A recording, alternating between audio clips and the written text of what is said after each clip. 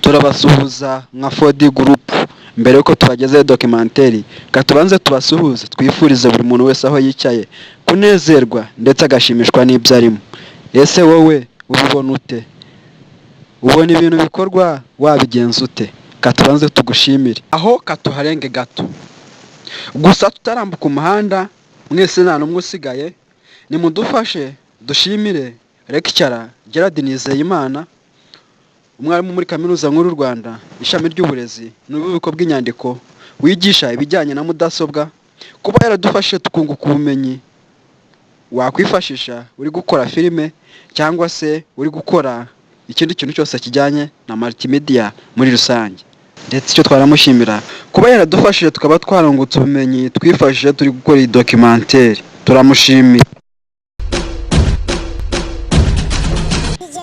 Turakumenyesha nuko mushobora no kudukurikirana kuri YouTube mukaba mwakora aka video documentaire wayiteguriwe kandi ugiye kugezwaho na 4D group mu izina rya Habagwirwa Patrick cyangwa se DJ Pazo. Twabutsa ko nyine ugize ikibazo cyangwa se ukadukenera cyangwa se n'undi muntu waba ashaka ko tumukorera aka documentaire, wahamagara kuri 078 78 25 714.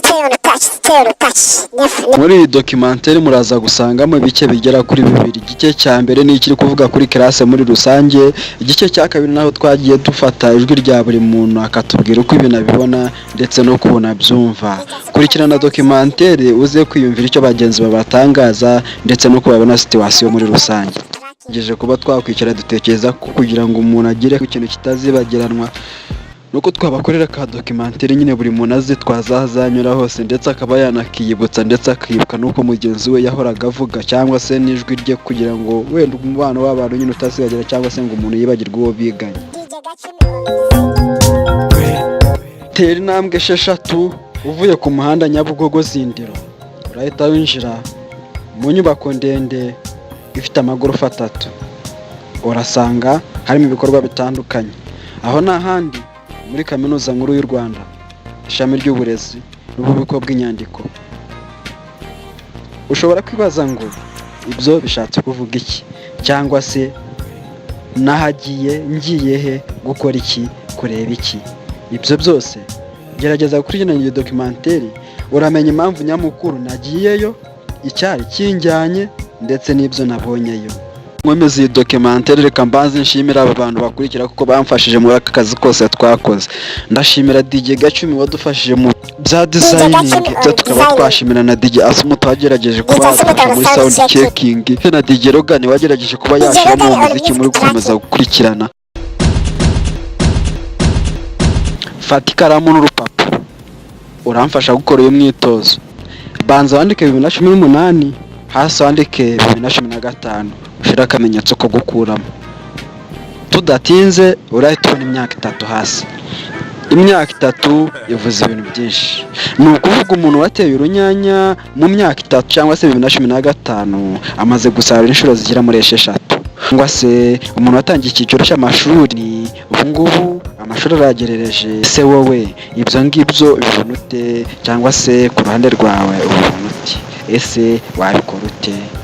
Ni ukuvuga ibyo ngibyo nibyo tujye kuganira n'abanyeshuri biga muri kaminuza nkuru y'u Rwanda, ishami ry'uburezi n'ububiko bw'inyandiko, kuko nabo umubare 2015 uvuze ibintu byinshi. 2018 nayo ivuze ibintu byinshi. Aha duhagaze twakwibutsa ko hitegereye ikibuga mpuzamahanga cy'indege cya Kanombe.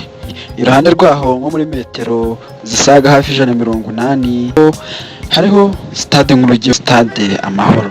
Ahangaha ni abanyeshuri bigira ndetse bakabakorera n'ubumenyi bwabo. Twakwibutsa ko bifasha abantu kuba ryabamenyereza kuzakora imirimo ndetse hakaba hari n'amasomo y'umurengera babasobanurira ajyanye n'imikurire ya muntu. Ni ku manywa y'ihangwe mpagaze mu cyumba cy'ishuri kiri muri kaminuza nkuru y'u Rwanda, aho ngiye kuganiriza abanyeshuri biga computer science. Ni abanyeshuri bagera kuri 35 bicaye bane kuri buri ntebe. Buri ntebe iriho computer enye. Buri munyeshuri afite computer ye. Mu yandi magambo, umunyeshuri yiga akora pratique. Iyo barebye ku maso ubona ibintu byiza byose bakora bifuza kuzaba babigeraho mu minsi iri imbere, ndetse benshi muri bo bafite n'inzozi zo kuba bashira mu bikorwa ibyo biga. Ati kuki, ati gute? Ibyo ngibyo babifite kubera usanga mu ishuri buri muntu aba ari ku mashini aho kugerageza gushyira mu bikorwa ibyo bamwigishije, kandi ibyo bamwigishije naba ashaka kumenya kugira ngo azabyigishe abandi. Ibyo ngibyo ntawe utabibona kireka umuntu waba utabaganirije. Narabaganirije bambwira byinshi bitandukanye, ndetse buri muntu ambwira n'ibyiyumvo bye n'ukuntu ari kumva uyu mwaka wa gatatu cyangwa se uyu mwaka arimo. Ni akazi kari kagoranye, ariko mu by'ukuri iyo uganiriye n'umuntu ku giti cye akubwira uko ibintu bibona cyangwa se akubwira uko ibintu bimeze. Muri make rero, buri munyeshuri wese twaganiriye nawe twagiye tumubaza ibibazo bikurikira: ese uyu mwaka ubona gute? Classe situation zibona gute? Icyo ni ikibazo twagiye tubaza buri muntu mu bantu 35. Kambanze shimire buri muntu wese wagizemo uruhare. Abanyeshuri twamenyesha ko abiga muri kaminuza nkuru y'u Rwanda, ishami ry'uburezi n'ububiko bw'inyandiko. Abanyeshuri iyo urebye kuri kalendare usanga ikwereka ko batangiye 2015, mu 2018 bivuze ko bagomba kuba bageze mu gatatu. Mu gatatu baba basigaje umwaka umwe ngo bajye kwimenyereza akazi cyangwa se ibyo bakunze kwita internship mu ndimi z'amahanga. Ibyo ngibyo koko bazabikora, ariko mu by'ukuri ni ibintu biba bisaba ko buri muntu akorana na mugenzi we, kuko usanga mu buzima bwo hanze umuntu yagombye gukorana na mugenzi we kugira ngo azagire ibintu ageraho. Kuri bose barabyishimiye kandi n'amasomo biga arabahagije. Sinakomeza kubagezaho iki cyegeranyo nabanje gushimira DJ Asumuta wadufashije kugira ngo tugerageze kugenzura amashusho ndetse n'amabara tuzakoresha muri iyi documentary. Ngashimira DJ Gacumi wadufashije mu bintu bya designing, ashimira na DJ Rogan wagerageje kuba yashyize umuziki muri ku. Aba banyeshuri turi kuganira nabo ni abahisemo gukurikirana ishami rya mudasobwa cyangwa se computer science mu rurimi rw'icyongereza cyangwa se ordinateur mu rurimi rw'igifaransa. Science ni ukuvuga n'ukwiga ibijyanye n'ikoranabuhanga muri rusange. Ikoranabuhanga buri muntu arabizi kandi arabyemera. Hari ikinini rimaze guhindura ku buzima bw'umuntu, kandi hari n'icyo rizahindura, kuko kugeza akanya statistique zerekana ko cyangwa se imibare yerekana ko mu minsi iri imbere akazi umuntu yakoraga kazagabanuka gakorwa na mudasobwa. Bishatse kuvuga ngo imirimo myinshi mu gihe gito ikorwa, imirimo myinshi mu gihe gito, kubera ko mudasobwa izaba yabigizemo uruhare kandi we yagerageza no gukomeza gufasha abantu mu kazi kabo kaburi. Kumva amajwi y'abantu 35 nk'ukuntu n'ubundi bose twabasanze muri classe. Yes, nirewe neza. Umwaka cyane baranze kurangira. Classe ndabona iryoshye, nta ribi ryayo, nta twemba nawe uko irangiza ngenda nyikunda. Mbona ndashaka kuyikunda classe yanjye. Salam. Tasala classe mwana njye mbona naza. Cyane hagati ya muri rutange. Muri classe ubona abantu babanye neza. Bwiye kandi communication bari necessaire cyane kuko tugiye kugira ahantu buri wese uzayakenera undi kabisa mu gihe hatagize. Sare. Ni sawa pasanzwe kabisa. Wapi ntajya. Uyu mwaka ikintu cyitwa stress z'isomo nyemara cyaragabanyutse nyine ngereranyije n'indi myaka yashize. Ndakeka ni kuri buri wese sibyo? Classe ibyo bari nawe utabibona. Yes, agenda kabisa. En general mbona uko twavuye rero ariko bimeze mbona nta cyapfuye mbona nta mpinduka. Generale nta kintu cyahinduka. Ibyo ngibyo nibyo dukora, ni nk'aho ari byo gusa dukora ko na hafi ya twese ariko dukora hafi ya twese turi gusoza bigumye gutya ntacyo byica ntacyo bikizayo yaba ari amahoro. Sawa, ibihe byiza.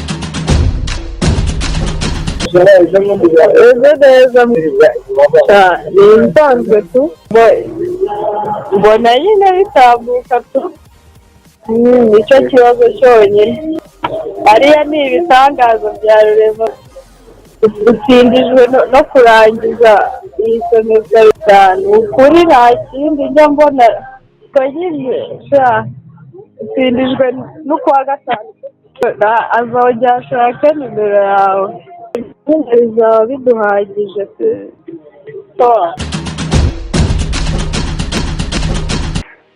ko uragomba kurangira amahoro. Classe noneho na availability yacu nayo ubwayo iragoye ko twahuza. Sawa. Amakuru shani danje ahubwo tutangire kwiga. Imyaka zo kurangiza module hari ikindi nta kibazo rwose. Sawa sawa. Ni amahoro masa. Ubu se ahantu duhurira aba ari ahantu hamwe hariya ku ishuri ni danje mani ni za karase. Mba mbona ari danje. Mba mbona ari danje bya sana. Koko ariko uriya ntitukaye tuvuga ngo twashize imumu, ngo iyo umuntu yibagiwe aho yavuye ngo aba yarashize imumu. Yego twavuye niho hari danje, ariko n'ahasigaye ntabwo wapfa kuhakinisha uko wiboneye.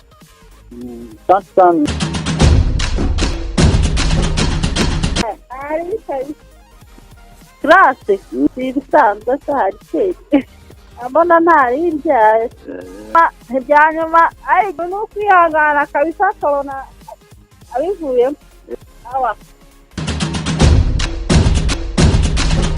gute ko ngo babigize intambara, sinzi nimba babikomeje nk'iriya ry'uburezi nimba ari ry'uburezi ni 5 years.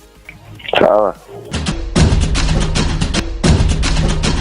Ntabwo ndi kubona neza bari amugana ari new generation. Sawa.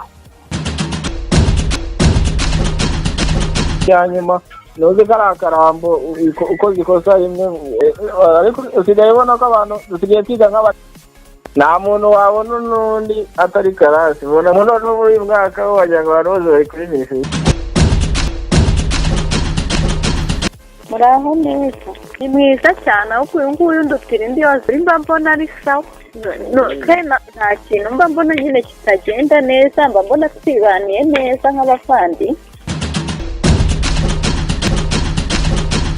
Ramba, nizo bite? Mwaka n'indyango. Ntabwo umuntu yakwiheba, cyane habaye n'ibimenyetso byerekana ko bishoboka. Hasi mani urabona abantu tutazakora fete, urabona twaba tumeze nabi. Bigoranye nawe n'ahantu abana bakoze utuntu twa fete, kandi kuko ni ugusoza umwaka abantu nta bintu byinshi. Niba bikunda tuzabikora, niba tutabikunda umuntu azareba aho yihagika.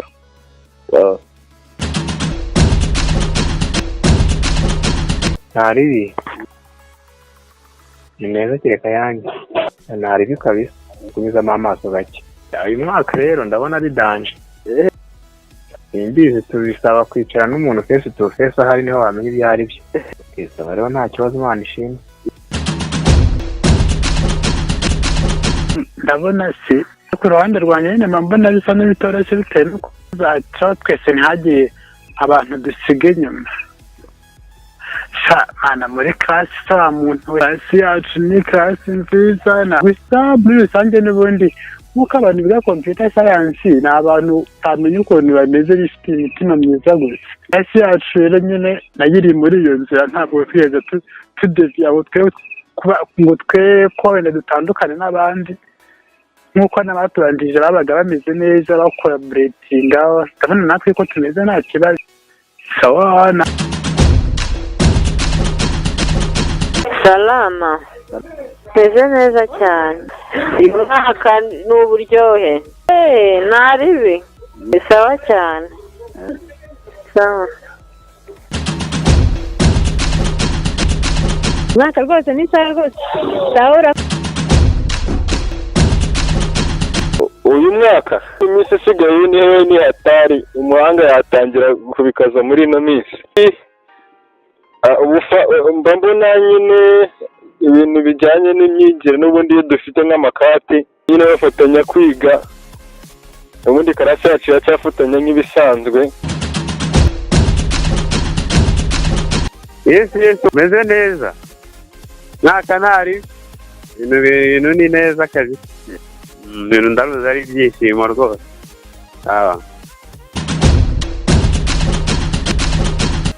uyu mwaka ndi kuwubona umeze neza, ibintu ni uburyohe kabisa.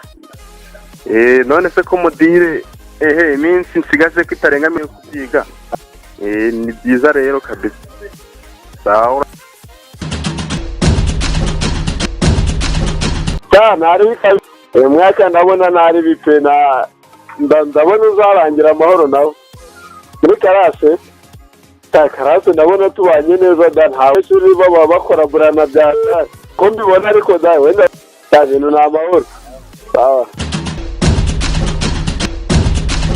ni ibintu n'uburyohe, ibintu biri mu murongo. Muri karase yewe rero ndabona nta forumire shaka ukuntu biba bigaragara. Iyi se n'ikije n'izindi nabonye abantu bose bari busy. Sawa gari cyane aho aho nyine naho ko birirwa nasiga imibare nta kibazo, niba rero mpangayikishije. No muri classe atamenya mu ishuri risanzwe se twese duhurira mu ishuri, ubundi byaragiye wese agacupe, hari ibindi bihambaye ra njyewe mbona nta tandukaniro, bimeze nko mu wa kabiri. Sawa salama. Uyu mwaka ndabona ntari kabisa, ndabona bigenda. Muri kirase ndabona tubanye neza kabisa, nta kibazo. Kuko nyine muri kirase njye mbona ari bimeze neza, kuko n'abanyeshuri bacu nyine mbona bari seriye. Umuntu wese nyine mbona yarazanywe ku ishuri, ko nta muntu mwapfa kuganira nyine utitwaje intwaro y'amasomo. Byaba bigoranye, kandi nyine ngenda nabashimira kuko nicyo cya mbere cyabazanye. Nta kundi nyine ibyo mani ntawe utabibona, kereka wenda umuntu waba utari mu ishuri, ariko ibyo ngibyo ntawe utabibona. Sawa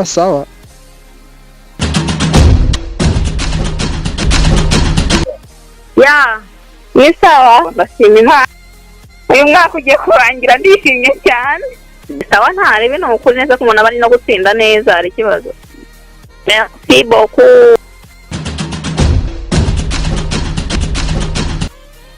Aya mwaka uko byagenda kose umuntu uyu mwaka hazaba ibintu by'ibitangaza gusa. ese nta kibazo, uyu mwaka ni sawa, ibintu ni amahoro. Sawa se ni sawa.